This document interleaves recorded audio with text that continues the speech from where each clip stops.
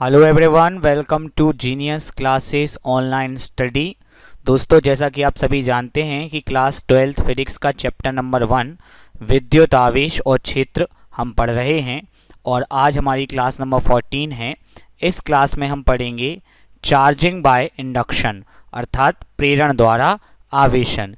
अगर आपने पुरानी क्लासें देखी हैं तो मैंने आपको बताया था कि आवेशन की 3 विधियां होती हैं, जिनमें पहला है घर्षण द्वारा आवेशन, दूसरा है चालन द्वारा आवेशन और तीसरी विधि है प्रेरण द्वारा आवेशन।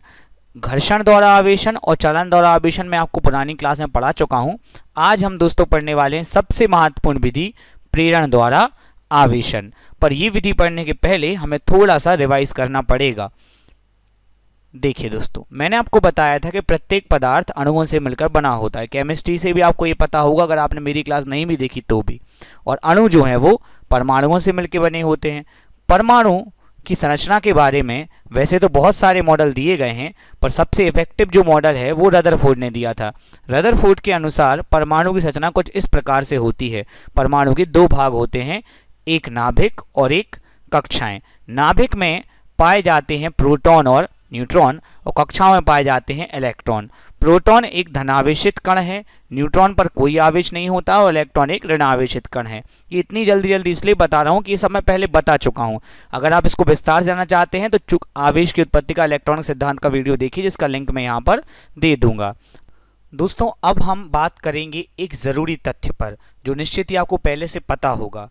बात यह है कि इलेक्ट्रॉन एक ऋण आवेशित कण है, मतलब इलेक्ट्रॉन पर ऋण आवेश होता है और परमाणु में बहुत सारे इलेक्ट्रॉन होते हैं, मतलब बहुत सारे ऋण आवेश होते हैं। फिर परमाणु ऋण आवेशित क्यों नहीं होता है?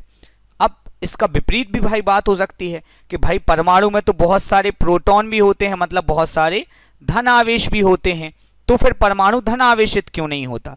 इसका जवाब निश्चित ही आपको पता होगा। आपने सुना होगा कि कक्षाओं में जितने इलेक्ट्रॉन होते हैं नाभिक में उतने ही प्रोटॉन होते हैं, और ये जो इलेक्ट्रॉन प्रोटॉन हैं ये एक दूसरे के प्रभाव को निरस्त कर देते हैं। मतलब इलेक्ट्रॉन का जो ऋणावेश का प्रभाव है वो नाभिक में जो प्रोटॉन है उसके धनावेश के प्रभाव को समाप्त कर देता है। ये थ्योरी आपने पहले सुनी होगी और फिर आपने को बताया गया होगा, इसलिए परमाणु विद्युत रूप से उदासीन होता है। तो ये उदासीन होने की जो थ्योरी है, इसी को हम एक नई अवधारणा के साथ पढ़ रहे हैं, जो कि है आवेश के द्रव्यमान केंद्र की अवधारणा। आवेश के द्रव्यमान केंद्र की अवधारणा के शुरुआती बिंदु कुछ इस प्रकार से हैं कि इलेक्ट्रॉन जो हैं वो तो कक्षाओं में होते हैं, परंतु उनके ऋण आवेश का प्रभाव पूरे परमाणु में होता है। जैसे कि कोई चुंबक अगर हम एक कागज की रख दें तो उसका प्रभाव कागज के ऊपर भी रहेगा और वो कागज के ऊपर की कीलों को भी चिपका कर रखेगा। अगर हम चुंबक को खिसकाते हैं तो कील भी उसके साथ खिसकती है। तो जिस प्रकार से चुंबक कागज के नीचे है पर उसका प्रभाव कागज के ऊपर भी है, वैसे इलेक्ट्रॉन जो हैं वो कक्षाओं में हैं पर उनका प्रभाव पूरे, उनके ऋणावेश का प्रभाव पूरे परमाणु में है। तो इस थ्योरी के लिए हम करते क्या है कि इसी स्ट्रक्चर को एक नए तरीके से बनाते हैं।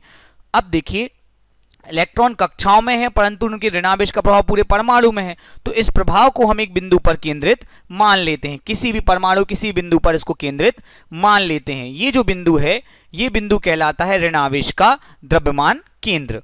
ठीक है दोस्तों, इसी प्रकार से हम बोलेंगे कि प्रोटॉन तो नाभिक में होते हैं परंतु उनके धनावेश का प्रभाव पूरे परमाणु में होता है। तो फिर हम क्या करेंगे, इस प्रभाव को भी हम एक बिंदु पर केंद्रित मान लेंगे। इस बिंदु को हम बोलेंगे दोस्तों धन आवेश का द्रव्यमान केंद्र। एक बात दोस्तों मैं वो क्लियर करना चाहता हूं कि नाम में यहां पर द्रव्यमान केंद्र आया है पर इसका द्रव्यमान केंद्र से कोई लेना देना नहीं है। तो सर द्रव्यमान केंद्र नाम में क्यों आया है? क्योंकि दोस्तों ये जो अवधारणा है ये द्रव्यमान केंद्र की अवधारणा से ली गई है, ना कि किसी ने नई बनाई हुई है। द्रव्यमान केंद्र की अवधारणा से अवधारणा ली गई है। अगर आपको याद हो कक्षा 11वीं में आपने पढ़ा होगा कि भाई कार का द्रव्यमान जो है वो तो संपूर्ण कार में वितरित है, लेकिन अपनी स्टडी के लिए हम उसको एक बिंदु पर केंद्रित मान लेते हैं। इस बिंदु को द्रव्यमान केंद्र कहते हैं। इसी प्रकार से यहां पर हमने इलेक्ट्रॉन का प्रभाव तो पूरे परमाणु में था, लेकिन अपनी स्टडी के लिए हमने उसे एक बिंदु पर केंद्रित मान लिया। उस बिंदु को हमने ऋणावेश का द्रव्यमान केंद्र बोला है। तो नाम में द्रव्यमान केंद्र इसलिए आया बिकॉज ये अवधारणा द्रव्यमान केंद्र से ली गई है, बाकी इसका द्रव्यमान केंद्र से कोई लेना देना नहीं है। चलिए, अब हम परमाणु को रदरफोर्ड के परमाणु मॉडल के अनुसार नहीं, आवेश के द्रव्यमान केंद्र मॉडल के अनुसार बनाएंगे। देखिए, चूंकि यहाँ पर कक्षाओं में 11 इलेक्ट्रॉन है, इसलिए हम 11 ऋणावेश के केंद्र बनाएंगे। 1 2 3 4 5 6 7 8 9 10 11। ठीक है। फिर अब चूंकि कक्षाओं में जितने इलेक्ट्रॉन होते हैं नाभिक में उतने ही प्रोटॉन होते हैं, तो मतलब अगर 11 इलेक्ट्रॉन है तो 11 ही प्रोटॉन होंगे।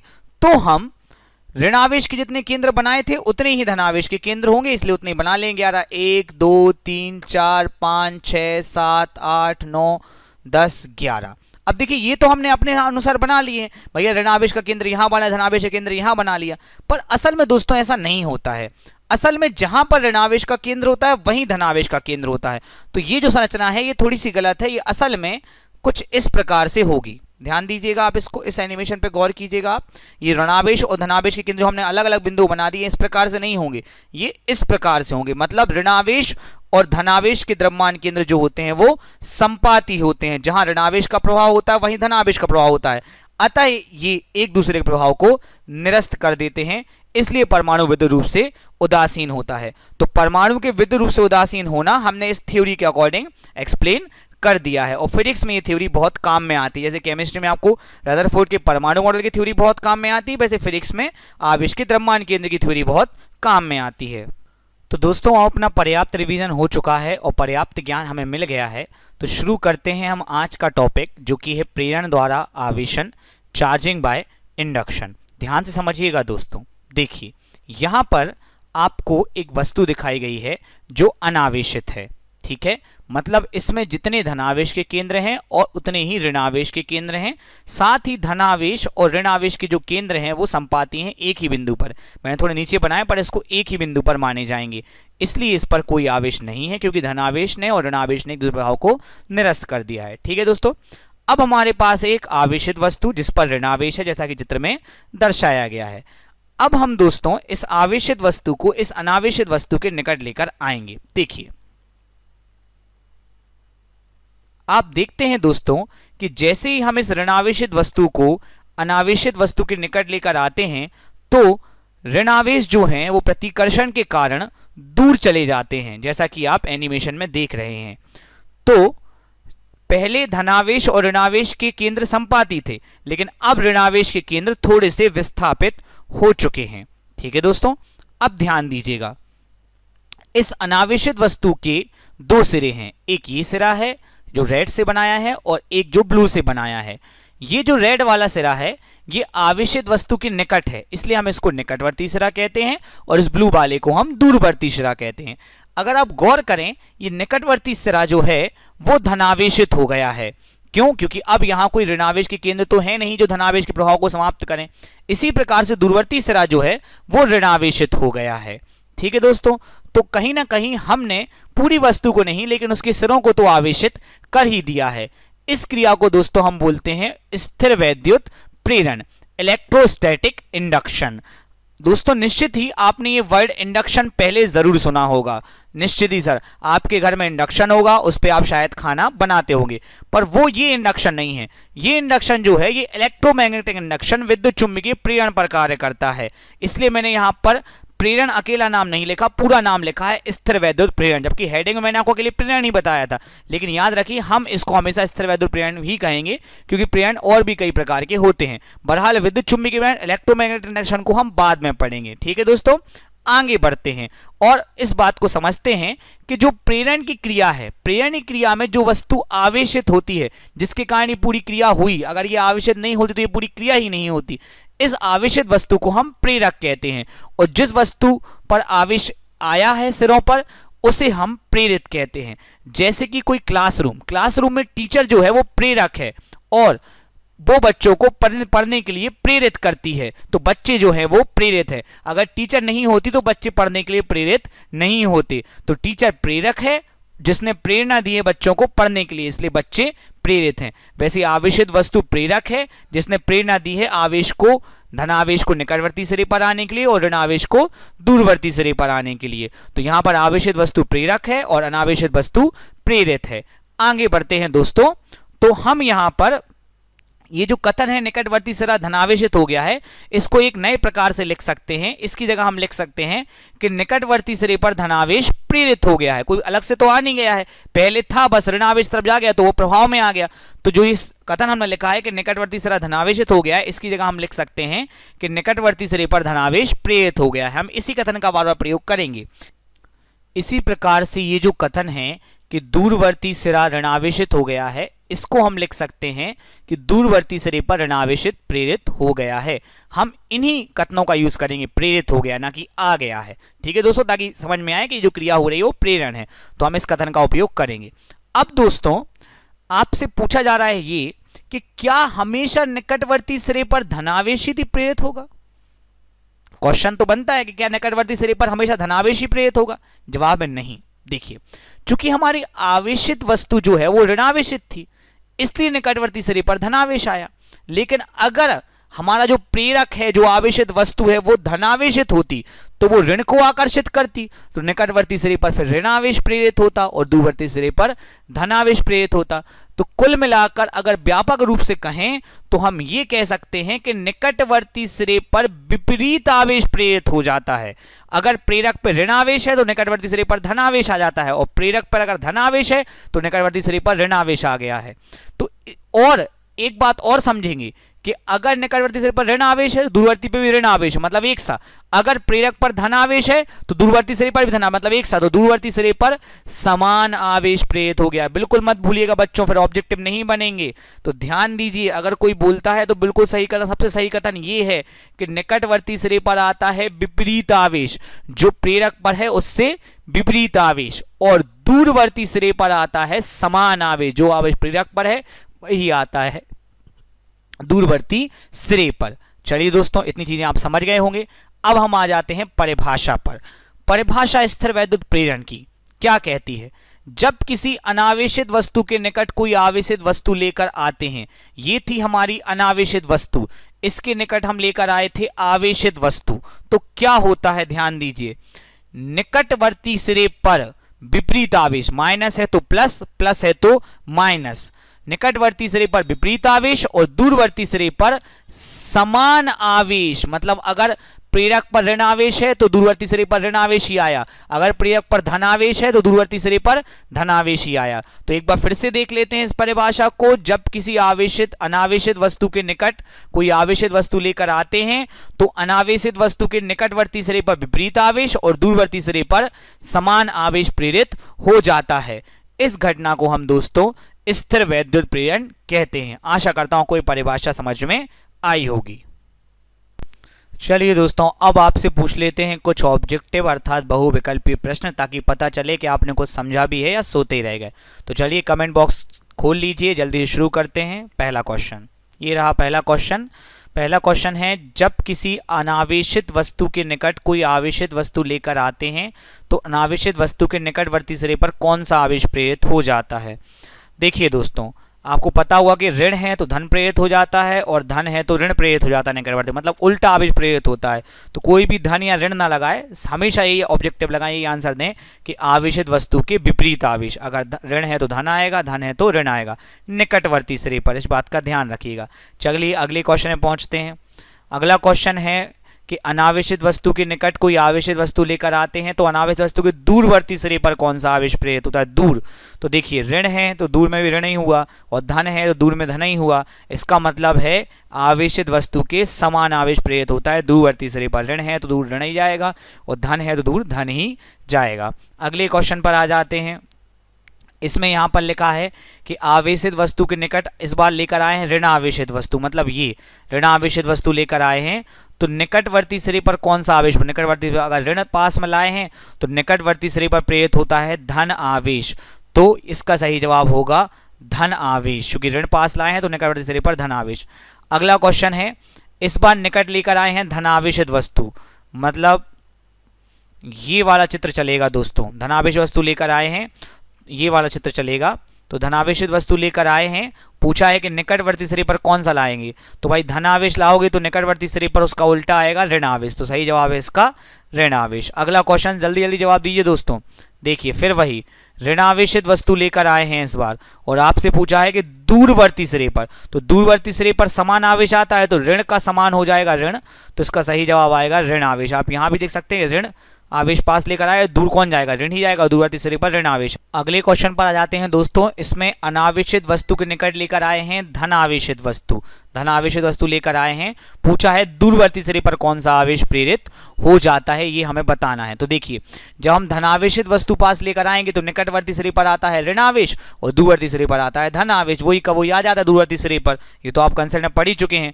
तो भैया इसका सही जवाब होगा धन आवेश। ठीक है दोस्तों, अगले क्वेश्चन पर जाते हैं, जल्दी से जवाब दीजिए, बहुत टाइम लग रहा है आप लोगों को। अगला, जब किसी अनावेशित वस्तु के निकट कोई आवेशित वस्तु लेकर आते हैं तो अनावेशित वस्तु के निकटवर्ती सिरे पर विपरीत आवेश और दूरवर्ती सिरे पर समान आवेश प्रेरित हो जाता है। इस घटना को हम कहते हैं, क्या कहते हैं दोस्तों? स्थिर वैद्युत प्रेरण, विद्युत चुंबकीय प्रेरण, स्वाप्रेरण या अन्योन्य प्रेरण। हम जानते हैं इसको कहते हैं स्थिर वैद्युत प्रेरण। बाकी विद्युत चुंबकीय प्रेरण, स्वाप्रेरण, अन्योन्य प्रेरण आपको बाद में पढ़ने को मिलेंगे, पर नाम तो मिल गए आज सुनने को। चलो आगे बढ़ते हैं अगले क्वेश्चन पे। क्वेश्चन है, स्थिर वैद्युत प्रेरणी क्रिया में जिस वस्तु पर पहले से आवेश होता है उसे हम क्या कहते हैं? तो दोस्तों मैंने आपको बताया था भाई कि दो नाम हैं, ये दो नाम कोई ज़्यादा तो होते नहीं हैं। देखो, जो आवेशित वस्तु पहले से आवेश उसको बोलते हैं प्रेरक, और जिस पर आवेश बाद में आता है उसे बोलते हैं प्रेरित। तो इसका सही जवाब हो जाएगा प्रेरक। ये सब मैंने आपको बता दिया, ऑब्जेक्टिव इसलिए पूछा जाता है कि आपको चले पता कि याद कुछ है भी कि नहीं, इसलिए कमेंट में जल्दी जल्दी जवाब दीजिए। चलिए नेक्स्ट क्वेश्चन है, स्थिर वैद्युत प्रेरणी क्रिया में जिस वस्तु के निकटवर्ती सिरे पर विपरीत आवेश और दूरवर्ती सिरे पर समान आवेश आता है उसे क्या कहते हैं? अब भैया प्रेरक तो हो ही गया है, बची क्या है? ये हो गई प्रेरक, ये हो गई प्रेरित, तो इसका सही जवाब आएगा प्रेरित वस्तु। ठीक है दोस्तों अब आप सोच रहे होंगे कि यार घर्षण द्वारा आवेशन कितना सरल था, एक वस्तु को दूसरी वस्तु से रगड़ते जाओ, जैसा कि हम यहाँ कांच की छड़ को रेशम के कपड़े से रगड़ रहे हैं, फिर होगा क्या कि किसी एक वस्तु से इलेक्ट्रॉन निकल जाएंगे, जैसे कांच की छड़ से निकल रहे हैं। हाँ, तो भाई जिस वस्तु से इलेक्ट्रॉन निकल गए वो हो गई आपकी धन आवेशित, का इलेक्ट्रॉन निकल गया, और जिस पर इलेक्ट्रॉन आ गए वो हो गई आपकी ऋण आवेश। कितना इजी था घर्षण से आवेदन। फिर चालन द्वारा आवेशन ही बहुत सरल था, एक अनावेशित वस्तु है 0 चार्ज है, एक आवेशित वस्तु 6 माइनस, लो भैया एक चालक तार के साथ कनेक्ट कर दो, इस आवेशित वस्तु को कुछ आवेश अनावेशित वस्तु में आ जाएगा, लो भैया इस पे भी 3 माइनस, इस पे भी 3 माइनस, हो गई ये आवेशित वाली वस्तु अनावेशित वाली वस्तु अब बन गई आवेशित। कितना ईजी था। लेकिन सर जो आपने बताया इसमें ये वस्तु अनावेशित है, ठीक है चलिए मान लेते हैं। अब आप इसको इसके पास लेकर आए तो ये वाला सिरा पे धन आवेश आ गया, बिल्कुल सही मैंने मान लिया, इस पे ऋण आवेश आ गया। लेकिन सर अगर आप इसको दूर ले जाएंगे तो फिर से ये ज्यों की त्यों हो जाएगी। तो पास लाए तो एक सिरे पर आवेश चलो मान लो आ गया, और दूर ले गए तो वो ज्यों का त्यों हो गया। तो सर फायदा क्या? फायदा तो कुछ है नहीं, ये अनावेशित वस्तु रही तो अनावेशित की जिंदगी भर तो अपन इसको इसके पास लाकर रख नहीं देंगे। तो क्या किया जाए, क्या उपाय है? इसी उपाय को दोस्तों आपको बहुत ध्यान से देखना है। अभी आपने चालन द्वारा आवेशन देखा, एक वस्तु एक गोले पे 0 चार्ज था, एक पे 6 माइनस था, हमने इन दोनों को एक चालक तार के साथ जोड़ दिया, फिर हुआ क्या कि इसका कुछ आवेश गोले में आ गया, इस पे भी 3 माइनस, पे भी 3 माइनस। इस क्रिया को दोस्तों हम कहते हैं आवेश का पुनर्वितरण, आवेश का पुनर्वितरण। अब कंसेप्ट ये है जो मैंने आपको चालन द्वारा आवेशन में बताया था कि आवेश के पुनर्वितरण के पश्चात बड़े गोले पे अधिक आवेश आता है और छोटे गोले पे कम। तो ये जो गोले हैं ये दोनों एक से हैं, इसलिए आवेश के पुनर्वितरण के पश्चात दोनों पे एक सा आवेश आया है ना। अगर मान लो ये गोला छोटा होता और ये गोला बड़ा होता तो जब वितरण होता तो छोटे गोले पे कम आवेश आता और बड़े गोले पे ज़्यादा। देखो यहाँ पे 2 कम है 4 ज़्यादा है, समझ गए मेरी बात को। अब दोस्तों सोचो कि ये वाला गोला बड़ा होता और ये वाला गोला छोटा होता, तो पुनर्वितरण के पश्चात इस पे कम आवेश आता छोटे गोले पे, इस पे बड़ा। तो कुल मिला के मतलब है जिन भी 2 गोलों को हम जोड़ते हैं पुनर्वितरण के बाद बड़े गोले पे ज्यादा आवेश आता है और छोटे गोले पे कम आवेश आता है। अब बेटा देखो सोचने की बात यह है कि सोचो हमारा गोला पृथ्वी हो, पृथ्वी भी एक चालक है, हम सभी जानते हैं, हमने आपको बताया पृथ्वी भी एक चालक है, ठीक है। तो सोचो हमारा गोला पृथ्वी हो तो उसके सामने इस गोले की क्या हैसियत बताओ। ये फिर भी बहुत बड़ा बना दे, चंद्रमा साइज का गोला, चंद्रमा साइज का थोड़ी होगा, लेकिन मैं बनाता तो दिखता ही नहीं, तो इसकी क्या कोई हैसियत नहीं इस गोले की, इतना छोटा गोला है। तो पुनर्वितरण के पश्चात इसमें तो कुछ बचेगा ही नहीं, सारा का सारा पृथ्वी को ही मिल जाएगा। 6 का कितना बंटवारा करोगे भाई तुम, 6 का कितना बंटवारा करोगे मुझे बताओ। तो पृथ्वी इतना बड़ा चालक है कि इसको कुछ भी नहीं मिलता। समझ में आया दोस्तों। अगर आपने घर में भी देखा हो, घर में जो भाई हमारे कूलर होते हैं लोहे के कूलर, आपने देखा हो कई बार उन पे आवेश है, देखिए यहाँ पे आवेश कई बार उन पे आवेश आ जाता है, हमें करंट लगने लगता है। तो भैया जो लाइट वाले भैया आते हैं, जो होशियार लोग होते हैं, बोलते हैं एक काम करो यार, इस कूलर में एक लोहे का तार लगा दो, तार जमीन में लगा दो। क्या होगा तार जमीन में लगाने? तार जमीन में लगाने की क्रिया को हम बोलते हैं कि हमने चालक को पृथ्वीकृत कर दिया, पृथ्वी से जोड़ दिया। तो होगा क्या? अभी जैसा हमने देखा, सारा का सारा आवेश चल के कहाँ चला जाएगा? पृथ्वी में, और फिर हमें करंट नहीं लगेगा दोस्तों। तो हम सीखे कि चालन द्वारा आवेशन की क्रिया में जिन दो चालकों को आपस में जोड़ा जाता है, अगर उनमें से एक चालक पृथ्वी है तो समझ लो कि छोटे चालक का सारा आवेश गया पृथ्वी में, क्योंकि पृथ्वी इतनी बड़ी होती है कि आवेश के पुनर्वितरण के पश्चात छोटे गोले को कुछ भी नहीं मिल पाता है।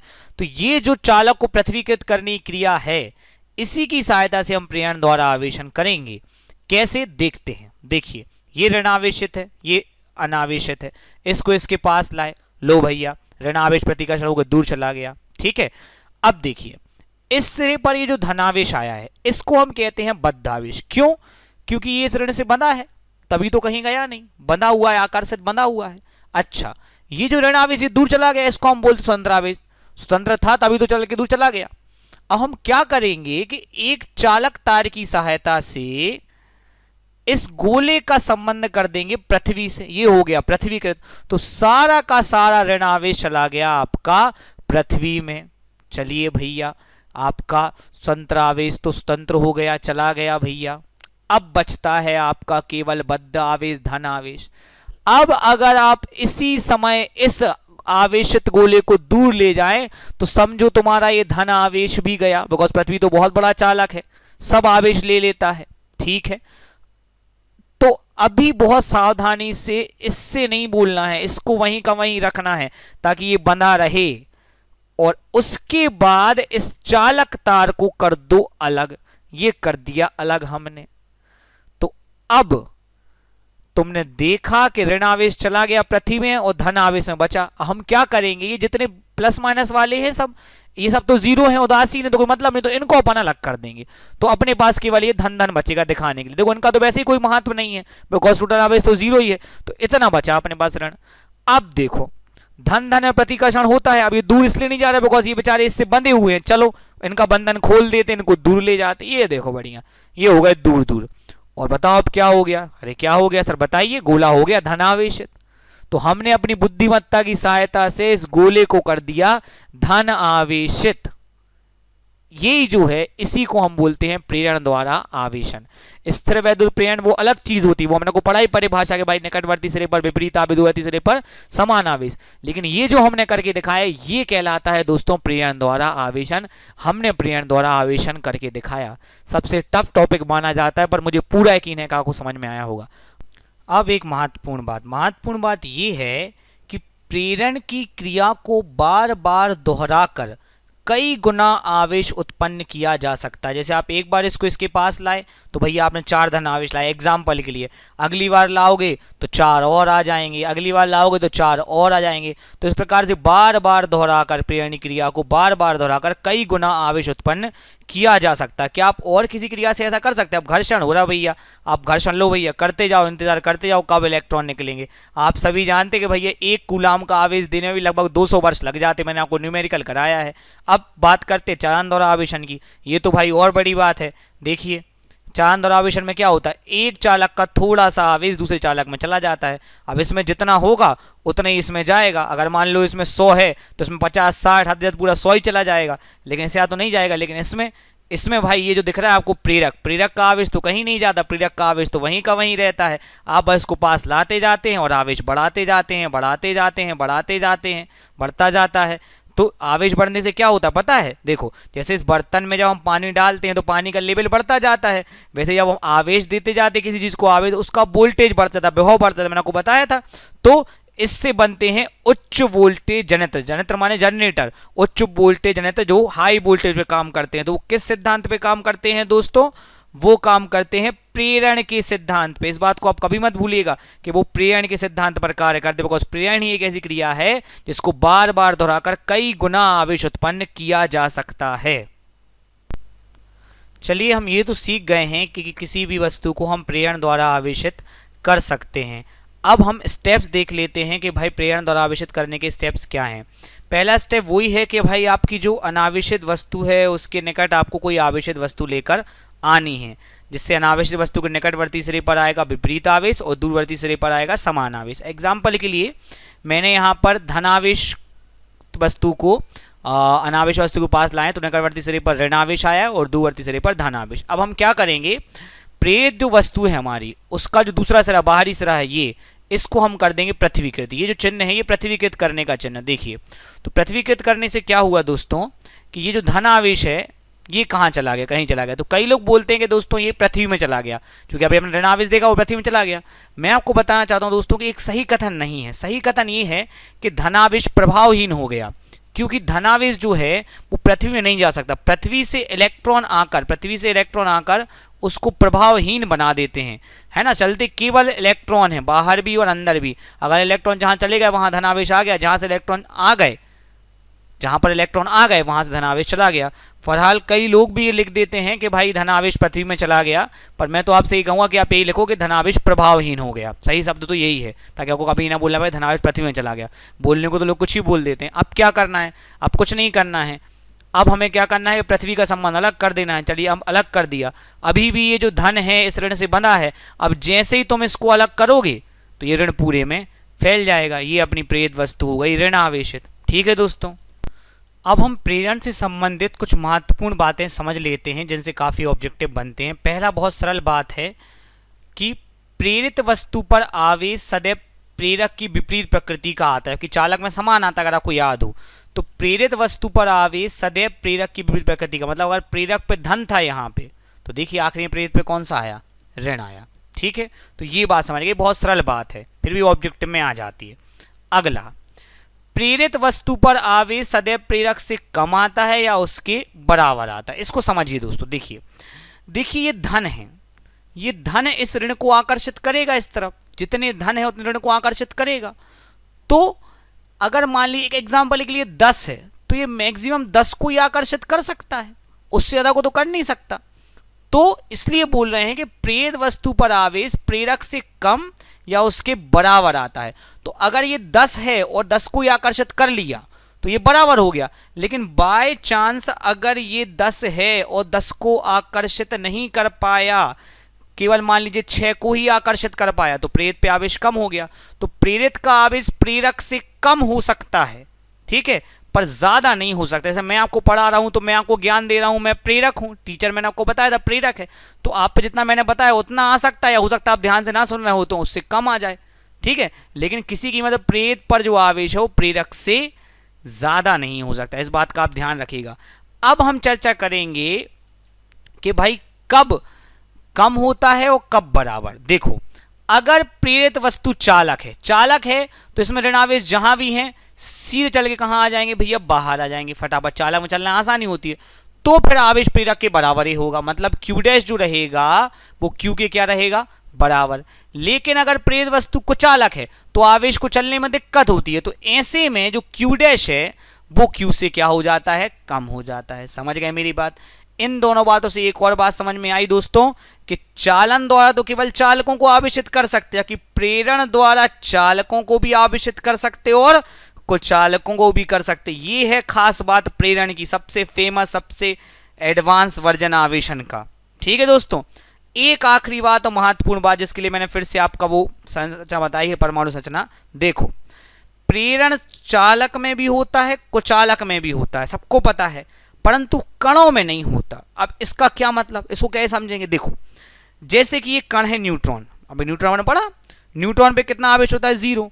अब आप सोचो कि भैया आप यहां पर कोई धनावेश ले आओ, तो क्या इस तरफ ऋणावेश जमा हो जाएगा, इस तरफ धनावेश जमा हो जाएगा, नहीं होगा भैया। इस तरफ इलेक्ट्रॉन आके जमा होंगे तब तो जाके ऋणावेश जमा होगा, लेकिन न्यूट्रॉन में थोड़ी अंदर इलेक्ट्रॉन होते हैं, तो प्रेरण हो ही नहीं सकता। समझे मेरी बात को। प्रेरण चालक में भी होता है, कुचालक में होता है, पर कणों में नहीं होता है। दोस्तों, अब हम पढ़ रहे हैं प्रेरण और चालन में अंतर। देखिए, प्रेरण मैंने आपको आज पढ़ाया है, चालन मैंने वो कल पढ़ाया था, तो आपको प्रेरण और चालन दोनों का बहुत ज्ञान होना चाहिए, तब आपको ये अंतर समझ में आएंगे। चालन का जो वीडियो है उसका लिंक मैं यहाँ दे दूंगा, आप चाहें तो देख सकते हैं। देखिए सबसे पहले कोई भी अंतर के लिए हम परिभाषा लिखते हैं, तो भाई प्रेरण की परिभाषा हमें पता है कि भाई अनावेशित वस्तु के निकट आवेशित वस्तु लेके जाते हैं तो अनावेशित वस्तु के निकटवर्ती शरीर पर आ जाता है विपरीत आवेश और दूरवर्ती शरीर पर आ जाता है समान आवेश, ये प्रेरण। और चालन की परिभाषा ये पता है कि भाई आपने एक आवेश अनावेशित वस्तु लेना है, आवेशित वस्तु से उसका संपर्क कराना है, तो आवेशित वस्तु कुछ आवेश चला जाएगा अनावेशित वस्तु में और इसको हम बोलते हैं चालन द्वारा आवेशन। जल्दी जल्दी बताएंगे बिकॉज ये सब समझा चुके हैं, ठीक है। चलो अगले पॉइंट पे आ जाते हैं। परिभाषा के बाद अगला पॉइंट होगा किसे आवेशित कर सकते हैं। तो देखो चालन द्वारा केवल चालकों को कर सकते हैं मैंने बताया, और प्रेरण द्वारा चालकों को चालकों दोनों को कर सकते हैं, ठीक है। चलो अगली बात, आवेश की प्रकृति। मैंने आपको बताया था प्रेरित वस्तु पर विपरीत आवेश आता है। देखो अगर इस पर धन है तो इस पर ऋण आता है आखिर में, और दूसरी चालन में क्या हो, चालन में अगर इस पर ऋण है भैया तो यही चल के यहाँ आएगा, तो इस पर भी क्या आएगा, ऋण आएगा। अगर आपने चालन नहीं पढ़ा तो पुराना वीडियो पहले देखिए, उसके बाद बात कीजिए। नेक्स्ट है पहली वस्तु पे आवेश। तो गौर करें कि प्रेरण द्वारा आवेशन की विधि में प्रेरक का आवेश नियत रहता, मतलब ऐसा नहीं कि इसका आवेश कहीं चला गया, ताकि चालन में क्या होता है कि जो पहली वस्तु होती है उसका आवेश दूसरी पे जाता है, तो पहली वस्तु का एक वस्तु का आवेश जितनी कमी आती है दूसरी वस्तु का आवेश उतना ही बढ़ जाता है, ठीक है। ये पॉइंट हो गया। अगला पॉइंट है स्पर्श। देखो प्रेरण क्रिया में निकट लेकर आना है, स्पर्श नहीं कराना, जबकि इसमें स्पर्श कराना, तार से टच कराना जरूरी है, ठीक है। अगला आ जाते प्रेरक वस्तु को दूर ले जाएं। हाँ देखो भैया अगर आप प्रेरक वस्तु को दूर ले जाओगे तो फिर से माइनस प्लस मिल जाएंगे और वस्तु पुनः अनावेशित हो जाएगी। लेकिन अगर आप दोनों चालकों को स्पर्श एक बार करा दें, एक बार आवेश यहां से चला गया, इसके बाद अगर ये दूर दूर भी चले गए तो इस पर ऋणावेश बना रहेगा, ठीक है दोस्तों। सातवां पॉइंट, आवेश उत्पन्न किया जा सकता है, नहीं। चालक में तो बिल्कुल नहीं, चालक में तो केवल यहां से यहां जाता है, आवेश का होता है पुनर्वितरण। लेकिन हाँ प्रेरण क्रिया को कई बार बार दोहराकर बहुत अधिक गुना आवेश उत्पन्न कर सकते हैं। अब बच्चों के मन में यही सवाल आ रहा होगा कि सर क्या प्रेरण द्वारा आवेशन के लिए पृथ्वीकृत करना ही एकमात्र रास्ता है और कोई रास्ता नहीं है। देखिए आपकी बुक में दिया तो मैंने आपको बता दिया, पर ऐसा नहीं कि एकमात्र वही रास्ता है, उससे भी गजब रास्ता है। ध्यान दीजिए, तो हम पढ़ रहे हैं प्रेरण द्वारा दो गोलों का आवेशन। समझना बहुत सरल है, कुछ खास टेंशन लेनी नहीं है। देखो ये एक गोला है, इस पर कोई आवेश नहीं, धन ऋण के केंद्र संपाती हैं। चलो ये दूसरा गोला है, इस पर भी कोई आवेश धन ऋण के केंद्र संपाती हैं, ठीक है। इनको टच कराएंगे तो कुछ नहीं होगा, वो तो भाई एक दूसरे से बंधे हैं, जो के त्यों रहेंगे। अब ये एक गोला है ऋण आवेशित गोला, कोई बात नहीं, इसको अपन इसके पास लाए। देखो ध्यान से क्या हो रहा है, ध्यान से देखो, यहां लाए पास लाए तो हुआ क्या कि ऋण से आकर्षित हो गए, सारा धन इस कोने में आ गया, ठीक है। और सारा ऋण इस कोने में नहीं आया, चालक है चल सकता, तो यहां से चल के बिल्कुल लास्ट गोले कोने पर आ गया सारा ऋण, ठीक है। हाँ सर यही तो प्रेरण, इसमें और क्या खास बात, मैं बताता हूं। अब तुम्हें क्या करना है, कुछ नहीं करना है, इस गोले को अलग कर दो और इस गोले को ले जाओ। लो भैया हो गया, इस पे धन आ गया, इस पे ऋण आ गया, और आपने बिना पृथ्वीकृत करे इसको धनावेशित कर दिया और इसको ऋण आवेशित। इसे कहते हैं एक गोले से दो गोले आवेशित करना। आशा करता हूं को मजा आया होगा। चलिए अब आखिर में जाते जाते कुछ और बहुविकल्पीय प्रश्न ऑब्जेक्टिव कर लेते हैं, ताकि पता चले कि भाई कुछ समझे भी हो इतनी मेहनत से बनाई हुई क्लास में कि सोते ही रह गए, ठीक है। चलो तो कमेंट बॉक्स खोल लो, शुरू करते हैं।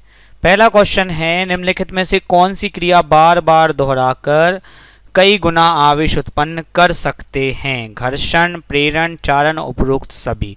इतनी पढ़ाई करी है तो पता है इसका सही जवाब है प्रेरण। चलो अगला, प्रेरण की क्रिया संभव नहीं है। किस केस में प्रेरण की संभव नहीं है, चालकों में, कुछ चालकों में, कणों में, या इनमें से कोई नहीं। तो भैया इतना सारा एग्जाम्पल दिया मैंने चालक को चालक का और समझाया कणों को न्यूट्रॉन का एग्जाम्पल देके, तो आपको पता हो जी प्रेरण क्रिया कणों में संभव नहीं है। चलिए आगे आ जाते, तीसरा क्वेश्चन, उच्च वोल्टेज जनरेटर किस सिद्धांत पे कार्य करता है। मैंने आपको बताया था कि भाई बर्तन में पानी भरते जाओ तो पानी का लेवल बढ़ता जाएगा, आवेश भरते जाओ चालक में तो वोल्टेज बढ़ता जाएगा, तो उच्च वोल्टेज मिलता है हमें प्रेरण से। तो उच्च वोल्टेज जनरेटर सिद्धांत जिस सिद्धांत पर कार्य करता है उसका नाम है प्रेरण। अगला क्वेश्चन, स्थिर वैद्युतिक क्रिया प्रेरणीय क्रियाएं में प्रेरित क्षण को पृथ्वीकृत कर देने पर जो आवेश पृथ्वी में चला जाता है उसे क्या कहते हैं। भैया जो आवेश पृथ्वी में जाता है उसे हम कहते हैं मुक्त आवेश, और जो पृथ्वी में नहीं जाता है बना रहता है उसे हम कहते हैं बद्ध आवेश। इन सभी के आंसर आपको पता होंगे दोस्तों। कुछ क्वेश्चन 6, 7, 8 आपको घर से करने कराने के लिए, अगर आपको इनके आंसर्स पता हैं तो कमेंट करके हमें बताइए अभी के अभी, ठीक है। चलिए, और अगर आप ऐसे कई ऑब्जेक्टिव पाना चाहते हैं, नोट्स पाना चाहते हैं, तो उसका तरीका हमारे डिस्क्रिप्शन में दिया रहता है। 96 44 24 54 36 इस नंबर पर व्हाट्सएप करके आप हमारे नोट्स प्राप्त कर सकते हैं। और कोई अगर आपको डाउट है तो कमेंट कर दीजिए, कमेंट में हम उसको सॉल्व करने की कोशिश करेंगे, वरना व्हाट्सएप ग्रुप में तो सॉल्व कर ही देते हैं। रोज़ लाइव क्लास होती है 6 बजे। अगर आप अटेंड करना चाहते हैं तो इस चैनल को सब्सक्राइब करके बेल आइकन में ऑल प्रेस कर दिए, ताकि लाइव क्लास का नोटिफिकेशन आपके पास पहुंच जाए और आप लाइव क्लास अटेंड कर पाएँ। हमारे इस वीडियो को देखने के लिए, लाइक करने के लिए, शेयर करने के लिए आप सभी का दिल से धन्यवाद। Thank you. मिलते हैं आपसे अगली क्लास में।